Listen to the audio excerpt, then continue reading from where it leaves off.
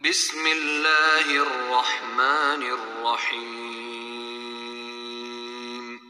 السلام علیکم ورحمۃ اللہ وبرکاتہ۔ آج ہم پڑھیں گے سورۃ النساء آیت نمبر 4، تلاوت، اردو ترجمہ اور مختصر تفسیر کے ساتھ۔ بسم اللہ الرحمن الرحیم۔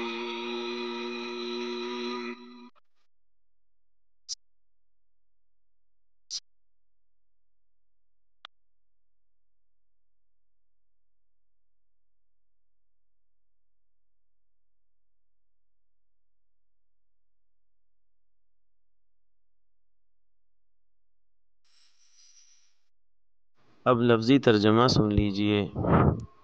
وَآتُوا النِّسَاءَ، و اور آتو تم دے دو، النساء عورتوں کو، صدقاتہن صدقات مہر، ہن ان کا مہر، نحلتاً خوشی سے، فإن پھر، ان اگر،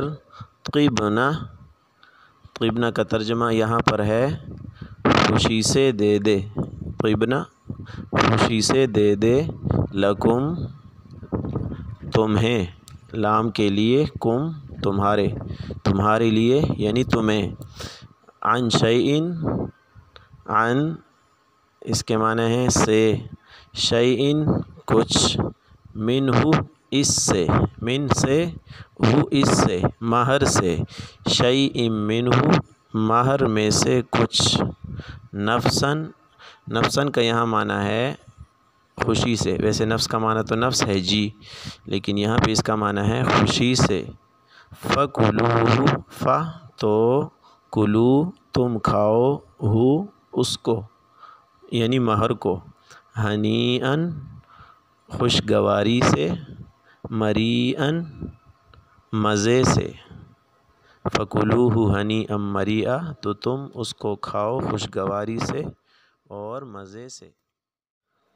بمحاورہ ترجمہ یوں ہوگا، اور عورتوں کو ان کے مہر خوشی سے دیا کرو، ہاں اگر وہ خود اس کا کچھ حصہ خوش دلی سے چھوڑ دیں تو اسے خوشگواری اور مزے سے کھا لو۔ اس آیت کے اندر اللہ تعالیٰ نے مہر سے متعلق چند احکامات ذکر کیے ہیں۔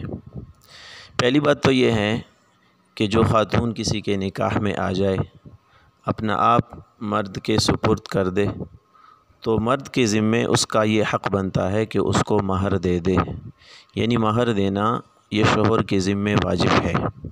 پہلا حکم تو یہ معلوم ہوا کہ عورتوں کو مہر دینا یہ شوہر کے ذمے واجب ہے، یہ عورت کا حق ہے شوہر کے ذمے۔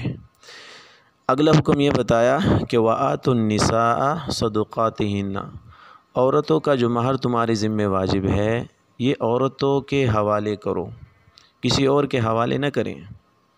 زمانہ جاہلیت میں وہ عورتوں کا جو ولی ہوتا تھا وہی مرد وصول کرتا تھا، عورت کو نہیں ملتا تھا، حالانکہ یہ تو عورت کا حق ہے، تو یہ مہر عورت ہی کے حوالے کریں، یہ اسی کا حق ہے۔